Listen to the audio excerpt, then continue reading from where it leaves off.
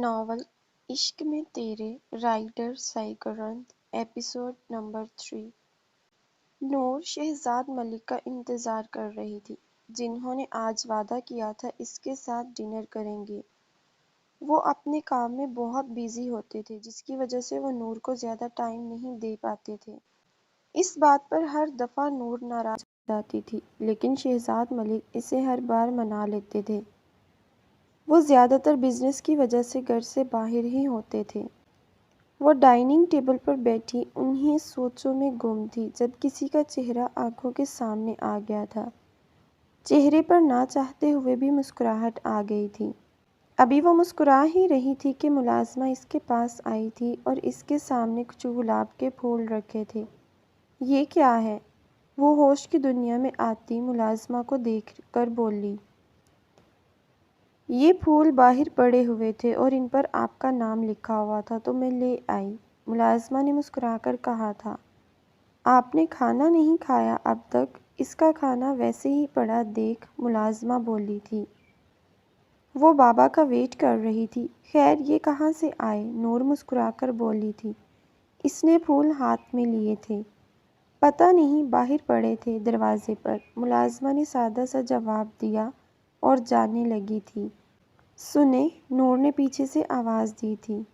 G Noor be be, وہ لڑکی مڑتی ہوئی بولی تھی۔ وہ تقریباً اس سے کچھ سال ہی بڑی ہوگی۔ نہ جانے اس کی کیا مجبوری تھی کہ یہ کام کر رہی تھی۔ ماں نے کتنی بار کہا ہے مجھے بی بی نہ کہا کرو، نور نے غصے سے کہا تھا۔ نہیں بی بی جی، صاحب جی نے سن لیا تو اچھا نہیں ہوگا، مانی ڈرتے ہوئے بولی تھی۔ اچھا سب چھوڑو، بابا نے کچھ بتایا کب تک آئیں گے؟ نور نے اسے دیکھ کر کہا تھا۔ ہمیں کب وہ کچھ بتاتے ہیں بی بی، اور یہ بات آپ بھی جانتی ہیں کہ وہ نہیں آئیں گے، مانی یہ بات کہہ کر چلی گئی تھی۔ نور کی آنکھیں نم ہو گئی تھیں اس کی بات پر۔ یہ بات تو وہ بھی جانتی تھی کہ شہزاد ملک نہیں آئے گا۔ شہزاد ملک آفس میں بیٹھا کام کر رہا تھا جب اس کا پرسنل اسسٹنٹ نوک کر کے اندر آیا تھا۔ سر شاہ انڈسٹری کا اونر کازان شاہ آپ سے ملنے کے لیے آیا ہے۔ اس کے پرسنل اسسٹنٹ نے اسے کازان شاہ کے آنے کی خبر دی۔ یہ نام سن کر وہ حیران ہوا تھا اور سب سے زیادہ دھچکا تو اسے انڈسٹری کا نام سن کر لگا تھا۔ کازان شاہ 15 سال بعد ہی تو وہ اسے دیکھے گا۔ آخری بار تو تب دیکھا تھا جب وہ 14 سال کا تھا۔ لے آؤ، شہزاد ملک نے اپنی فائلز بند کر دی اور اس کا اسسٹنٹ چلا گیا تھا۔ کچھ دیر کے بعد ہی کازان شاہ دروازہ کھول کر اندر آیا تھا۔ اسے دیکھ کر وہ حیران نہیں ہوا تھا کیونکہ بزنس میں اس کا بہت بڑا نام تھا۔ اس کی کامیابی کی ہر روز خبر چھپتی تھی اور ساتھ میں اس کی میٹنگز کی پکس ہمیشہ سوشل میڈیا پر وائرل ہوتے تھے۔ پہلے جب اس نے اسے دیکھا تھا تو وہ بچہ تھا، لیکن وہ اب ایک خوبرو اور نوجوان لڑکا تھا۔ اس کے چہرے کے تنے ہوئے نقوش، ہیزل رنگ کی آنکھیں جن میں سرد پن تھا، شہزاد ملک کو اس کی آنکھیں دیکھ عجیب سی وحشت ہوئی۔ کیوں آئے ہو؟ شہزاد ملک نے اسے دیکھ کر کہا۔ میری ایک امانت ہے تمہارے پاس، وہی لینے آیا ہوں۔ کازان شاہ نے چہرے پر مسکراہٹ سجائے کہا۔ کیسی امانت؟ شہزاد ملک جیسے جان گیا تھا وہ کس امانت کی بات کر رہا ہے۔ وہی امانت جو میری پھپھو نے میرے نام کی تھی، کازان شاہ نے موبائل میں کچھ ٹائپ کرتے ہوئے کہا تھا۔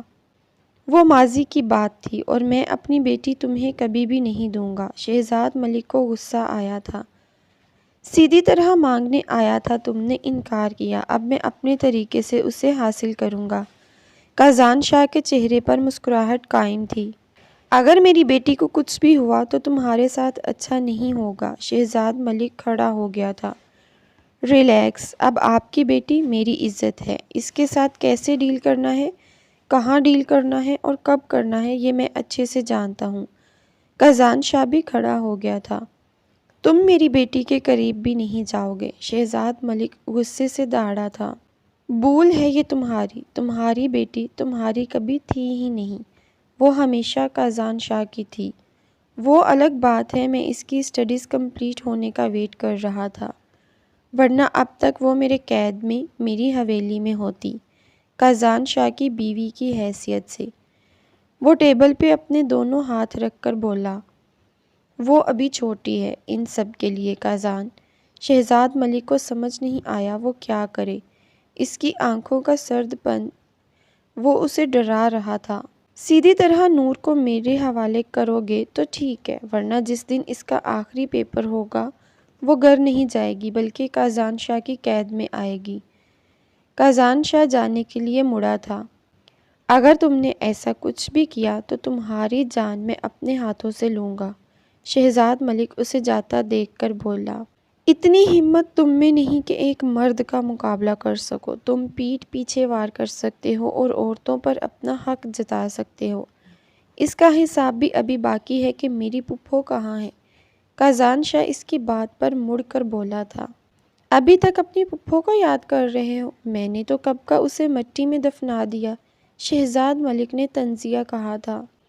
شہزاد ملک کی بات پر اس کے مضبوط قدم لڑکھڑائے تھے، کانوں پر جیسے یقین نہیں ہوا کچھ غلط سنا ہو جیسے۔ اس نے سرخ ہوتی آنکھوں سے شہزاد ملک کو دیکھا تھا۔ تم بکواس کر رہے ہو نا؟ قازان شاہ نے بے یقینی سے کہا، اور اس سے پوچھا تھا، میں تم سے مذاق کیوں کروں گا؟ 6 سال پہلے تمہاری پھپھو کو مٹی کے سپرد کر چکا تھا۔ شہزاد ملک ہنستا ہوا بولا تھا، تو سچ میں ایک درندے ہو۔ درندے؟ اس کے قدم لڑکھڑائے تھے، اپنے پاؤں پر کھڑا ہونا مشکل ہو رہا تھا۔ اس نے سہارے کے لیے ٹیبل کو پکڑ لیا تھا۔ ویسے قازان شاہ جیسے شخص کو بھی سہارے کی ضرورت ہے، وہ بھی ایک ٹیبل کی۔ وہ اسے ٹیبل کا سہارا دیتا دیکھ طنزیہ بولا۔ قازان شاہ بنا کچھ بولے وہاں سے چلا گیا تھا۔ اس کے لیے اتنا بڑا صدمہ برداشت کرنا آسان نہیں تھا۔ اس کی پھپھو اس دنیا میں نہیں رہی تھی، اسے یقین نہیں آ رہا تھا۔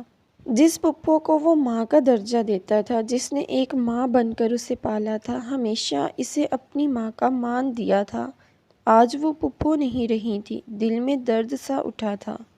ماضی؟ تو کب آؤں پھر میں شادی کی ڈیٹ لینے؟ شہزاد ملک ہارون شاہ کے ساتھ لاؤنج میں بیٹھا تھا جب شہزاد ملک نے یہ بات کی۔ جب تمہارا دل کرے تب آ جانا، بلکہ ابھی کر لو، میں تو سب کچھ ہی جانتا ہوں تمہارے بارے میں۔ تمہارے ماں باپ تو اس دنیا میں نہیں ہیں، تمہارا کوئی بہن بھائی بھی نہیں ہے، تم اکیلے ہی ہو، تو ابھی ڈیٹ فکس کر لیتے ہیں۔ ہارون شاہ مسکرا کر بولا تھا، ویسے آئیڈیا اچھا ہے، تو پھر بسم اللہ کرتے ہیں۔ شہزاد ملک نے بھی ہنستے ہوئے کہا تھا، لیکن اتنی جلدی کیوں؟ سعدیہ جو وہاں موجود تھی فوراً بولی تھی، سعدیہ تم میرے اور شہزاد کے لیے چائے لے کر آؤ۔ ہارون شاہ اسے بیچ میں بولتا دیکھ بولا تھا۔ سعدیہ نے غصے سے شہزاد ملک کو دیکھا تھا، پھر ہارون شاہ کی طرف دیکھ کر وہ کچن میں چلی گئی تھی۔ میں تو کہتا ہوں اس جمعے کو نکاح رکھ لیتے ہیں اور ساتھ میں رخصتی بھی، شہزاد ملک نے سوچتے ہوئے کہا۔ ہاں ٹھیک ہے، تم آ جاؤ، نکاح بھی کر لیں گے اور ساتھ میں رخصتی بھی۔ بس میں زینب سے ایک مرتبہ پوچھ لوں۔ ہارون شاہ نے بھی ڈن کیا تھا۔ تم اپنے حق میں کچھ بولو گی بھی یا نہیں زینب؟ سعدیہ بیگم قازان کے کمرے میں آئی تھی کیونکہ وہ جانتی تھی زینب وہیں ہوگی۔ کیا ہو گیا ہے بھابی؟ زینب نے اتنے غصے میں دیکھ کر بولا، تم اپنے بھائی کو اس شادی کے لیے منع نہیں کر سکتی؟ مجھے وہ آدمی کچھ ٹھیک نہیں لگتا۔ پہلے تمہارے بھائی نے اپنا بزنس اس کے ساتھ شیئر کر لیا، پھر اپنے بزنس میں اس کو حصہ بھی دے دیا، اور اب وہ تم سے شادی کی بات کر رہا ہے تو وہ بھی اس کی مان رہا ہے۔ سعدیہ بیگم پریشانی سے بولی تھی، بھابی بھائی مانتے ہوں گے اور آپ اتنا پریشان کیوں ہو رہی ہیں؟ آئیں بیٹھیں، میں اور قازان گیم کھیل رہے ہیں، آپ بھی ہمارے ساتھ کھیلیں، زینب نے مسکرا کر کہا تھا۔ 8 سال کا قازان شاہ اس کی گود میں بیٹھا ہوا تھا اور وہ دونوں موبائل پر کوئی گیم کھیل رہے تھے، اس لیے اس نے سعدیہ بیگم سے بھی کہا تھا، تم ہی کھیلو اپنے شہزادے کے ساتھ یہ سارے گیم، میں جا رہی ہوں۔ وہ یہ کہہ کر کمرے سے چلی گئی تھی۔ پھپھو آپ کی شادی ہو رہی ہے؟ قازان نے معصومانہ سوال کیا تھا۔ جی پھپھو کی جان، زینب نے اس کے گال پر کس کیا تھا۔ پھپھو اگر آپ کی شادی ہو گئی پھر تو آپ یہاں سے چلی جائیں گی نا، پھر میں کس کے ساتھ کھیلوں گا، کس کے ساتھ سوؤں گا، کون مجھے ہوم ورک کروائے گا، میں کھانا کس کے ساتھ کھاؤں گا؟ قازان شاہ بولنے پر آیا تو بولتا ہی چلا گیا۔ بس بریک پر پاؤں رکھو، آپ کی پھپھو آپ سے ملنے آئیں گی۔ ملنے کے لیے ہم پھر کھیلا کریں گے، آپ کا ہوم ورک بھی کر لیں گے، کھانا بھی ساتھ کھائیں گے اور بھی بہت کچھ کریں گے۔ زینب اس کے سوال پر مسکرا کر بولی تھی، قازان، اگر اللہ نے مجھے ایک پیاری سی بیٹی سے نوازا نا تو میری خواہش ہوگی وہ میرے قازان کی دلہن بنے۔ زینب نے حسرت سے کہا تھا، آپ ٹینشن نہ لیں پھپھو، میں آپ کی بیٹی کو اپنی دلہن بنا لوں گا، اس میں کون سی بڑی بات ہے، قازان نے پھر سے معصومیت سے کہا۔ زینب تو صدقے واری جا رہی تھی اس کی معصومیت پر۔ اس نے اس کے دونوں گالوں پر کس کیا تھا کیونکہ اسے اپنے شہزادے پر بہت پیار آ رہا تھا۔ ہارون شاہ کمرے میں آیا تھا۔ سعدیہ اپنے بالوں میں کنگھی کر رہی تھی۔ ہارون شاہ کو دیکھ کر اس نے اگنور کیا تھا۔ کیا ہوا ہے تمہیں؟ ہارون شاہ اسے دیکھ کر بولا تھا، جو شام سے اس سے بات نہیں کر رہی تھی۔ کچھ نہیں، سعدیہ بیگم نے سادگی سے جواب دیا۔ میں دیکھ رہا ہوں جب سے میں نے زینب کا رشتہ کیا ہے تم آج کل اسی طرح مجھ سے بات کر رہی ہو، ہارون شاہ نے اب کی بار سخت لہجے میں کہا تھا۔ ہاں تو مجھے نہیں پسند نا وہ لڑکا، مانتی ہوں وہ آپ کا پرانا دوست ہے، لیکن دوسری اتنی بھی نہیں ہوتی کہ آپ اپنے بزنس کے شیئرز اس کے نام کر دیں۔ وہ خود کچھ کرتا نہیں ہے اور آپ اپنی بیٹی جیسی بہن اسے دے رہے ہیں۔ سعدیہ نے کوم پھینکتے ہوئے کہا، میرے کمرے میں آنا ہی فضول تھا، جا رہا ہوں میں، اور زینب میری بہن ہے، میں بہتر جانتا ہوں اس کے بارے میں، اس کی زندگی کے لیے بہتر فیصلہ بھی کر سکتا ہوں۔ ہارون شاہ کہہ کر چلا گیا تھا۔ سعدیہ بیگم نے پیچھے سے افسوس کیا تھا۔ دوستی اتنی گہری تھی کیا؟ وہ بیوی سے زیادہ عزیز تھی، بہن سے زیادہ عزیز تھی۔ لڑکی کے بارے میں سب کچھ جانتے ہوئے بھی کہ وہ خود کچھ نہیں کر سکتا، پھر بھی اپنی بہن اسے دے رہا تھا۔ مچھر، میرے بیگ سے پین نکال کر دینا، اس کی انک ختم ہو گئی ہے۔ ایشل یونیورسٹی کا کام کر رہی تھی، اچانک ہی پین کی انک ختم ہو گئی تو وہ دعا سے بولی۔ دعا نے کوئی رسپانس نہیں دیا تھا، وہ اپنے موبائل میں مصروف تھی اور موبائل میں ہی مصروف رہی۔ کچھ کہہ رہی ہو میں تم سے؟ مچھر، تمہیں آواز نہیں آ رہی؟ اب کی بار ایشل غصے سے بولی تھی۔ دعا نے اب کی بار بھی کوئی رسپانس نہیں دیا تھا۔ وہ اٹھ کر کمرے سے جانے لگی تھی جب ایشل اٹھ کر اس کے پاس آئی۔ کہاں جا رہی ہو؟ اور یہ تم مجھ سے بات کیوں نہیں کر رہی؟ ویسے تو تمہارا دن نہیں گزرتا تھا میرے کام خراب کیے بغیر، اب کچھ دنوں سے تنگ بھی نہیں کر رہی ہو۔ کیا ہو گیا ہے تمہیں؟ ایشل نے غصے سے کہا تھا۔ مجھ سے بات نہ کریں، جائیں اپنی بیسٹ فرینڈ سے بات کریں جس کی وجہ سے آپ کا اتنے دنوں سے منہ بنا ہوا ہے۔ دعا نے بھی حساب برابر کیا تھا۔ اب سمجھ میں آیا میڈم کیوں بات نہیں کر رہی، ایشل ہنستے ہوئے بولی تھی۔ او ہیلو، جیسا تم سوچ رہی ہو نا ویسا بالکل بھی نہیں ہے، مجھے کوئی فرق نہیں پڑتا، تم چاہے 4 دوست بناؤ چاہے 8۔ دعا نے رخ موڑ لیا تھا۔ سچ میں کوئی فرق نہیں پڑتا تو یہ منہ پھلا کے کیوں بیٹھی ہو؟ ایشل اب اسے جان بوجھ کر تنگ کر رہی تھی۔ میرا کوئی منہ نہیں بنا ہوا اور میرا موڈ نہیں ہے تمہارے منہ لگنے کا، دعا نے غصے سے کہا تھا۔ ایشل نے اس کا موبائل چھینا تھا اور وہاں سے نیچے بھاگ گئی تھی۔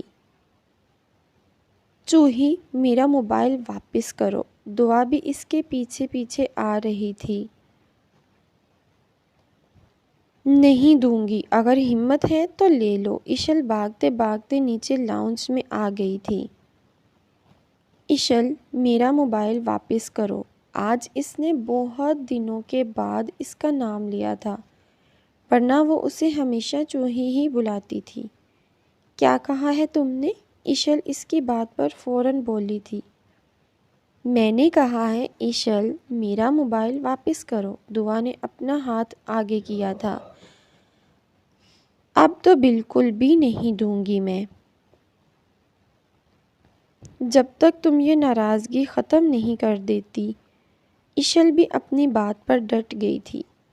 میں تم سے کیوں ناراض ہوں گی؟ تم دشمن ہو میری؟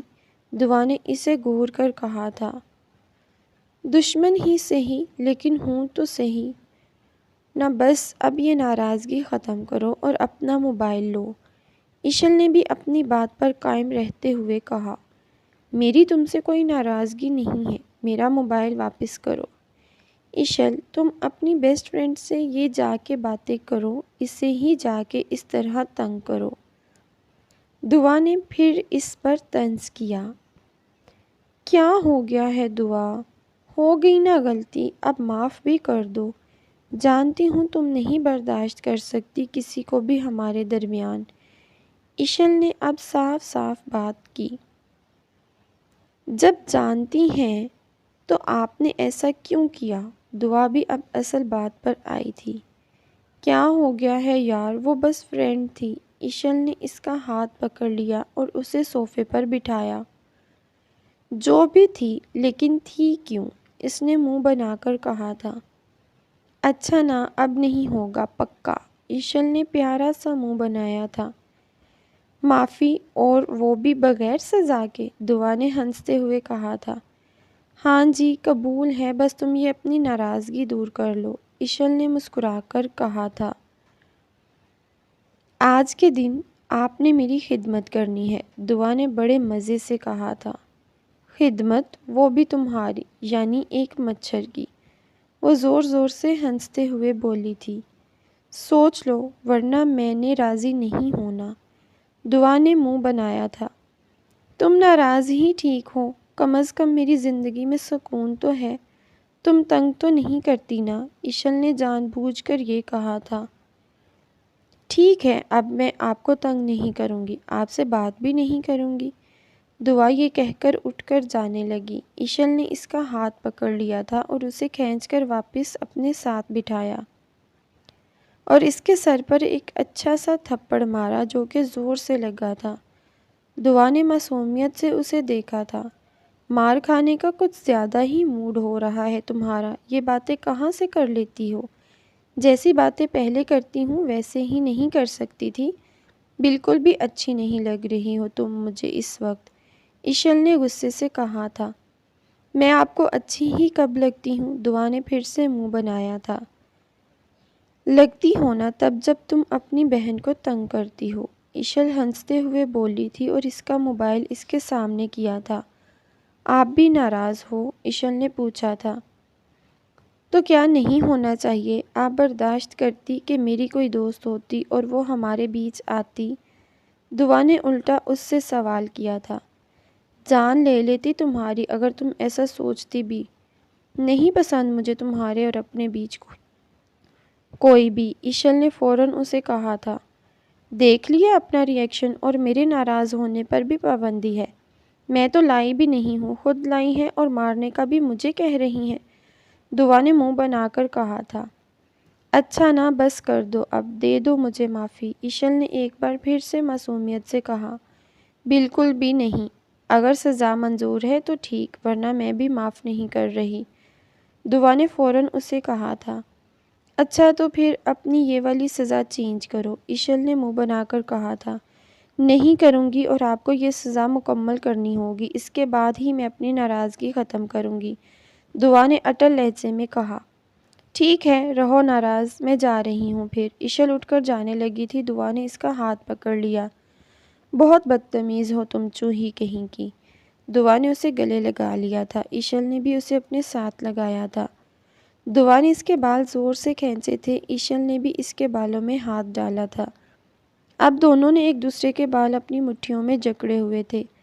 سوچ لو مچھر، جتنا زور سے کھینچو گی اتنے زور سے میں بھی کھینچوں گی، ایشل نے کہا تھا۔ پہلے تم نے میرے بالوں میں ہاتھ ڈالا ہے چوہی۔ دعا نے اس کے بال پکڑ کر زور سے کھینچے تھے۔ ایشل نے بھی اپنا کام سر انجام دیا۔ اب دونوں ایک دوسرے سے لڑنے میں لگے ہوئے تھے۔ تب تک ان کا لڑنا جاری تھا جب تک کازان شاہ کو کال نہ جاتی۔ کازان شاہ اپنے دبئی کے فلیٹ میں موجود تھا۔ شہزاد ملک کی باتیں ابھی تک اس کے دماغ میں تھی۔ اسے یقین نہیں آ رہا تھا جو شہزاد ملک نے کہا وہ سچ ہے۔ اسے اس بات پر یقین کرنا مشکل ہو رہا تھا جس پھپھو کی وہ جان سے زیادہ چاہتا تھا وہ اس دنیا میں ہی نہیں رہی تھی، اور ایسے شخص سے اسے باندھ دیا گیا جو اس کے لائق ہی نہیں تھا۔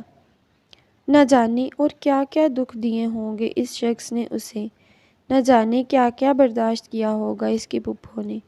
آج کی رات وہ اپنی پھپھو پر ماتم منا رہا تھا۔ اس بات پر یقین کرنا مشکل تھا کہ وہ دنیا میں نہیں تھی، اور وہ رو نہیں سکتا تھا کیونکہ وہ مرد تھا۔ ہارون شاہ کے جانے کے بعد وہ کبھی نہیں رویا تھا کیونکہ وہ اپنی فیملی کا سہارا بنا تھا، ان کی امید تھا۔ پھپھو، کیا آپ سچ میں چلی گئیں؟ وہ خود سے بولا تھا۔ اسے سمجھ نہیں آ رہا تھا اپنا دکھ کس سے بانٹے۔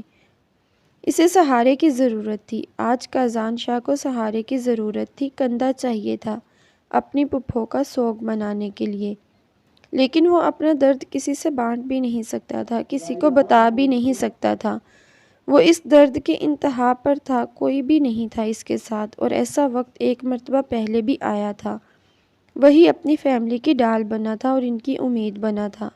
اس نے سنبھالا تھا اشل کو، دعا کو، سعدیہ بیگم کو، لیکن کوئی بھی نہیں تھا اسے سنبھالنے کے لیے۔ باپ کا سایہ اس کے سر سے بھی اٹھا تھا، ٹوٹ وہ بھی گیا تھا، لیکن کسی سے کچھ کہہ نہیں سکتا تھا۔ جس تکلیف سے اس دن گزرا تھا نا، آج اس سے کئی گنا زیادہ تکلیف تھی۔ اس تکلیف میں اس کے ساتھ رونے والے تھے، آج کوئی بھی نہیں تھا اس کے ساتھ، اس کی پھپھو پر رونے والا۔ اپنی پھپھو پر وہ جان نثار کرتا تھا، وہ اسے ماؤں سے بڑھ کر چاہتا تھا، اور وہی ماں آج نہیں تھی۔ یہ جان کر اس کا کلیجہ آگ کی مانند دہک رہا تھا۔ اسے سمجھ نہیں آ رہا تھا وہ کیا کرے، کسے بتائے۔ اپنے دل کا کون ہے جو اسے سمجھائے گا؟ کمرے میں تنہا زمین پر بیٹھا سگریٹ پہ سگریٹ پی رہا تھا، اپنی تنہائی کو کم کرنے کی کوشش کر رہا تھا، اپنے درد کو کم کرنے کی کوشش کر رہا تھا، لیکن درد تھا کہ کم ہی نہیں ہو رہا تھا، اذیت تھی کہ کم ہی نہیں ہو رہی تھی۔ اسے تو اب اس شخص سے انتقام لینا تھا۔ پہلے تو شاید وہ اسے کبھی معاف کر دیتا، لیکن اب اس کی وجہ سے اس کی پھپھو نہیں تھی، وہ انتقام لینا چاہتا تھا۔ قازان شاہ واپس پاکستان جا رہا تھا۔ آج کے اس کی 2 بجے کی فلائٹ تھی۔ وہ اپنی منزل کی طرف ہی جا رہا تھا۔ اس کا گزر گرلز اسکول کے سامنے سے ہوا تھا۔ اسکول کی چھٹی ہو گئی تھی، ساری لڑکیاں باہر آ گئی تھیں، رش بہت زیادہ تھا، ٹریفک بھی بہت زیادہ تھا، گاڑی آگے نہیں جا پا رہی تھی۔ قازان شاہ گاڑی سے نکل کر باہر آ گیا تھا، اسے اندر گرمی محسوس ہو رہی تھی۔ کار اس کا ڈرائیور چلا رہا تھا، اس نے ادھر ادھر نظر دوڑائی تھی، اس کی آنکھیں ایک جگہ آ کر رک گئی تھیں۔ وہ سٹل ہوا تھا، اتنا حسن وہ بھی ایک لڑکی میں اس نے کبھی نہیں دیکھا تھا۔ اسکول یونیفارم میں بالوں کی پونی بنا کر وہ سمپل میں بھی بہت حسین لگ رہی تھی۔ اسکول کا بیگ اس نے کندھوں پر لیا ہوا تھا، اس کی سیاہ رنگ کی آنکھیں سمندر جیسی گہری تھی، اور ان پر گرتی اڑتی پلکیں انہیں اور پرکشش بنا رہی تھیں۔ سرخ رنگت کے ساتھ اس کے گال لال ہو رہے تھے گرمی کی وجہ سے، لیکن ایک بات دیکھ کر اسے غصہ آیا تھا۔ اسے اپنی اسکول یونیفارم کا احساس ہی نہیں تھا۔ اس کے یونیفارم کے ساتھ دوپٹہ نہیں تھا، اس کا سر ننگا تھا، اس کے وجود کی رائنیاں واضح ہو رہی تھی۔ قازان شاہ اس کی طرف بڑھا تھا، سب لڑکیاں اس آدمی کو دیکھ رہی تھیں، وہ کتنا رعب دار پرسنالٹی کا مالک تھا، لیکن قازان شاہ تو صرف اس لڑکی کو دیکھ رہا تھا۔ قازان شاہ چلتا ہوا اس کے پاس آیا تھا، اس کے پاس آ کر وہ رک گیا۔ نور، یہ تمہاری طرف کیوں آ رہا ہے؟ مریم جو اس کے ساتھ کھڑی تھی اس کے کان میں سرگوشی کی۔ مجھے کیا پتہ یار، مجھے کیا بتا کر آ رہا ہے؟ اس نے مصنوعی سا غصہ ظاہر کیا تھا، لیکن اندر سے دل تو باغ باغ ہو رہی تھی اس کی اس شخص کو دوبارہ دیکھ کر۔ یار ویسے کتنا ڈیشنگ ہے نا، مریم نے بھی اس پر لائن ماری تھی۔ کنٹرول میں رکھ خود کو، یہ اس دن والا ہی لڑکا ہے، نور فوراً اس سے بولی تھی۔ اسے نہیں لگا تھا کہ دوبارہ اس کی ملاقات کبھی قازان شاہ سے ہوگی۔ قازان شاہ اس کے سامنے کھڑا تھا، وہ اپنی آنکھوں پر یقین نہیں کر پا رہی تھی۔ کب سوچا تھا کہ اس شخص سے دوبارہ ملاقات ہوگی اس کی؟ جی، آپ کو کوئی کام ہے؟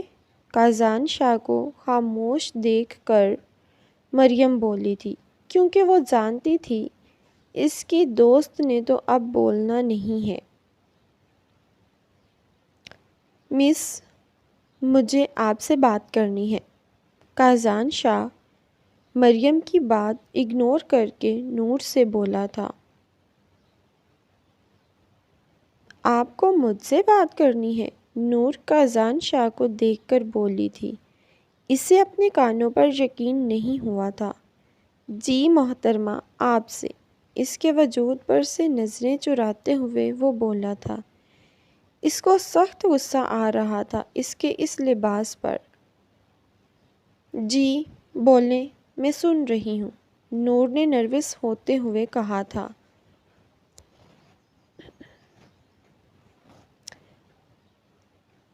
یہاں نہیں، میری گاڑی میں، کازان شاہ نے کار کی طرف اشارہ کرتے ہوئے اسے کہا تھا۔ نور نے مریم کی طرف دیکھا تھا۔ کازان شاہ نے بھی اس کی یہ حرکت دیکھی۔ آپ یقین کر سکتی ہیں محترمہ، کازان شاہ نے اس کی پریشانی دیکھ کر کہا تھا۔ اسے یہ بات اچھی بھی لگی تھی۔ وہ یوں کسی کے ساتھ نہیں بیٹھ رہی۔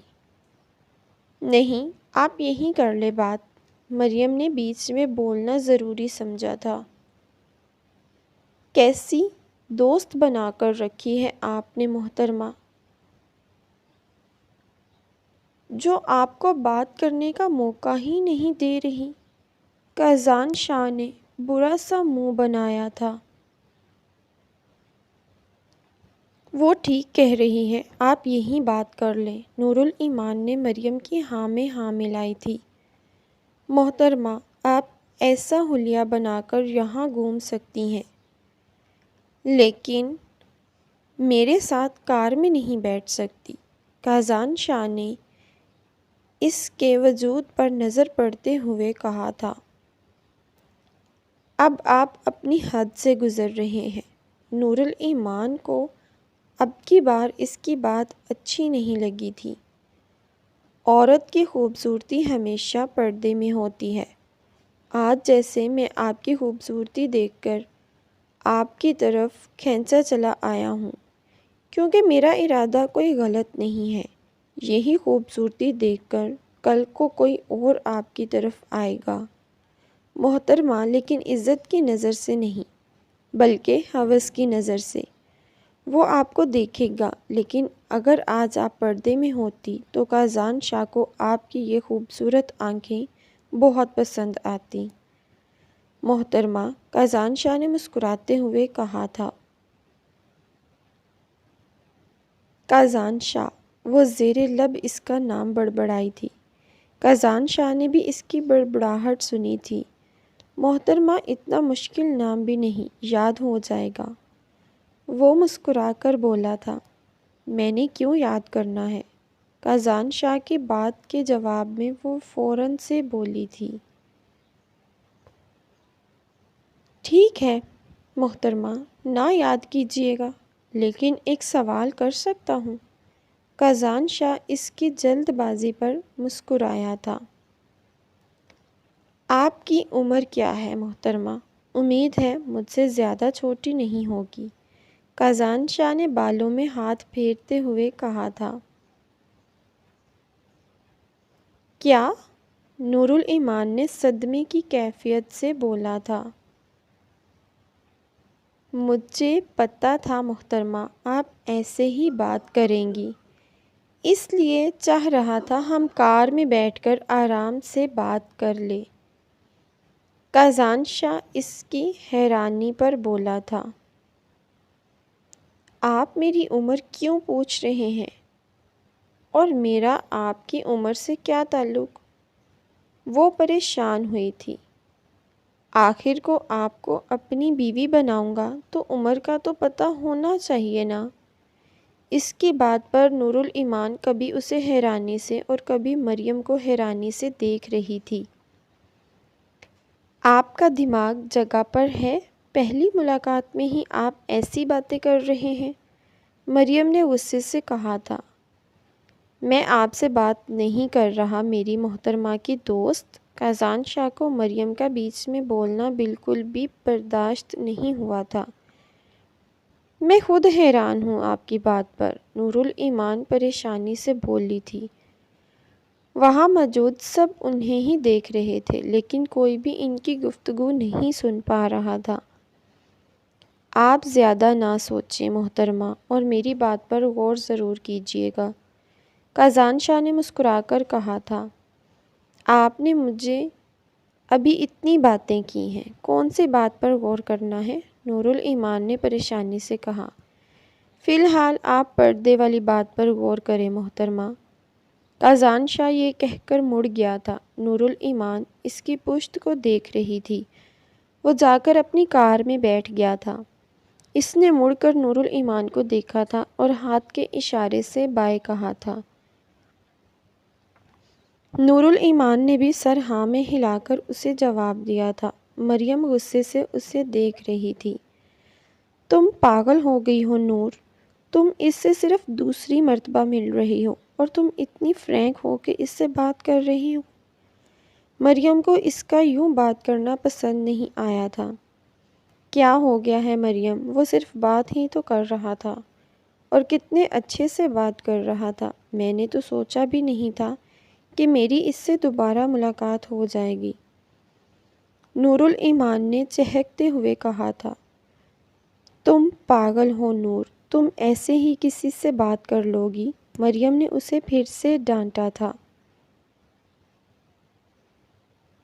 نورالایمان کی گاڑی آ گئی تھی۔ مریم نے اس کی گاڑی آتے دیکھ برا سا منہ بنایا تھا۔ لو جی، آ گیا تمہارا ڈرائیور، ہمیں نہ کوئی سکون سے بات بھی نہیں کرنے دیتا، مریم نے غصے سے کہا تھا۔ کیا ہو گیا ہے مریم؟ ہم کال پر بات کر لیں گے نا، نور نے بہت پیار سے کہا تھا۔ ٹھیک ہے، تم کال پر بھی مجھ پر یہ مہربانی مت کرنا، اور اب جاؤ تم، ویسے بھی انکل کو نہیں پسند تمہارا لیٹ ہونا، مریم نے غصے سے اسے دیکھ کر کہا تھا۔ نورالایمان اس کے گلے سے لگ گئی تھی۔ اتنا برا بھی منہ نہیں بنانا چاہیے انسان کو، بالکل بھی اچھی نہیں لگ رہی، نورالایمان اس سے پیچھے ہوتی بولی۔ ٹھیک ہے میڈم، میرا منہ میری مرضی، بلکہ میڈم نہیں، محترمہ، محترمہ بھی نہیں، میری محترمہ، قازان شاہ کی بات یاد آتے ہی مریم نے منہ بنایا تھا۔ ٹھیک ہے، میں چلتی ہوں، تمہارا یہ گلہ نہ کل آ کر میں دور کر دوں گی، نور نے ہنستے ہوئے کہا تھا اور جا کر کار میں بیٹھ گئی تھی۔ اس نے مریم کو دیکھ کر ہاتھ ہلا کر اللہ حافظ کہا تھا۔ مریم نے بھی ہاتھ ہلا کر اسے جواب دیا۔ نورالایمان کی گاڑی چلی گئی۔ بھائی جان، کتنی بری بات ہے، آپ کل کیوں نہیں آئے؟ قازان شاہ، جو دوپہر کی فلائٹ سے حیدرآباد واپس آ گیا تھا، اب دونوں بہنوں کے درمیان بیٹھا ہوا تھا۔ اشل کی بات پر اس کے چہرے کی رنگت بدلی تھی۔ اسے شہزاد ملک کی باتیں یاد آئی تھیں۔ اس کے چہرے پر پریشانی کے ساتھ درد کے آثار بھی واضح ہوئے تھے۔ ابھی کل ہی تو وہ اپنا سوگ منا کر آیا تھا اکیلے میں، اب سب کے سامنے وہ کچھ بھی ظاہر نہیں کرنا چاہتا تھا۔ بیٹا، کام آ گیا تھا نا بھائی، شوق سے تو نہیں رکا تھا نا؟ قازان شاہ نے اشل کی بات کا بمشکل مسکرا کر جواب دیا تھا۔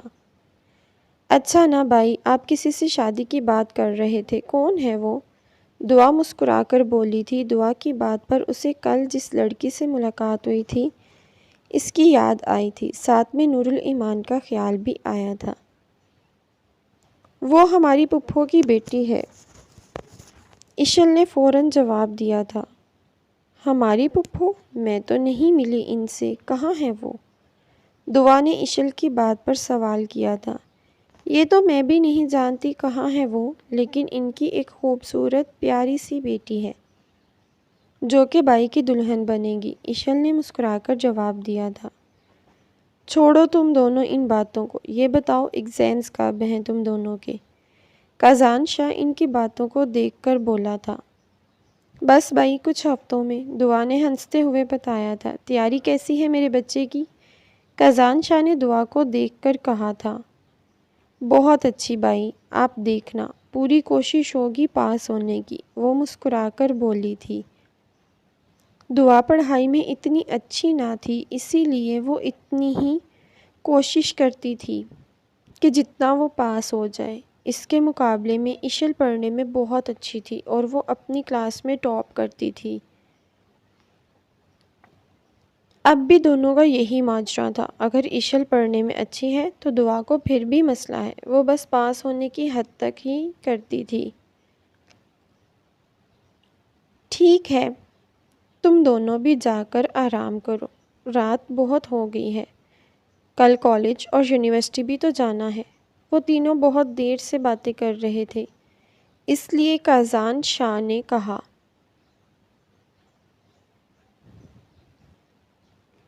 ٹھیک ہے بھائی جان۔ اشل نے مسکرا کر ہاں میں سر ہلایا تھا۔ دعا نے بھی حامی بھری، دونوں اپنے کمرے میں چلی گئیں۔ نورالایمان سکون کی نیند سو رہی تھی جب کمرے کا دروازہ کھلا تھا۔ شہزاد ملک کمرے کے اندر آیا تھا، اس کے ہاتھ میں کچھ غبارے اور کیک تھا۔ اس نے کمرے کی لائٹ آن کی اور اپنی خوبصورت بیٹی کو دیکھا۔ اسے دیکھ کر اسے کازان شاہ کی ساری باتیں یاد آئی تھیں۔ لائٹ کی وجہ سے وہ کسمسائی تھی۔ شہزاد ملک نے وہ جو چیزیں ٹیبل پر رکھی تھی اور نورالایمان کے پاس آیا تھا۔ میری جان اٹھ جاؤ، وہ نورالایمان کو سوتے ہوئے دیکھ کر بولے تھے۔ نورالایمان ان کی ایک آواز پر ہی اٹھ گئی تھی، کیونکہ وہ ترس ہی تو گئی تھی باپ کی محبت کے لیے جب سے دبئی آئی تھی۔ شہزاد ملک اس کے لیے ٹائم ہی کہاں نکالتا تھا۔ جب ٹائم شہزاد ملک کے ساتھ گزرتا تھا وہ اسے اللہ کی کوئی خاص نعمت سمجھتی تھی، کیونکہ شہزاد ملک اپنے کاموں میں بہت زیادہ مصروف ہوتے تھے۔ بابا جانی، آپ یہاں، اور وہ بھی اس وقت؟ اس نے ٹائم دیکھا تھا جہاں رات کے آلموسٹ 12 بج گئے تھے۔ ہیپی برتھ ڈے پاپا کی پرنسس، شہزاد ملک اس کے ماتھے پر بوسہ دیتا بولا۔ نورالایمان اس کے گلے سے لگ گئی تھی۔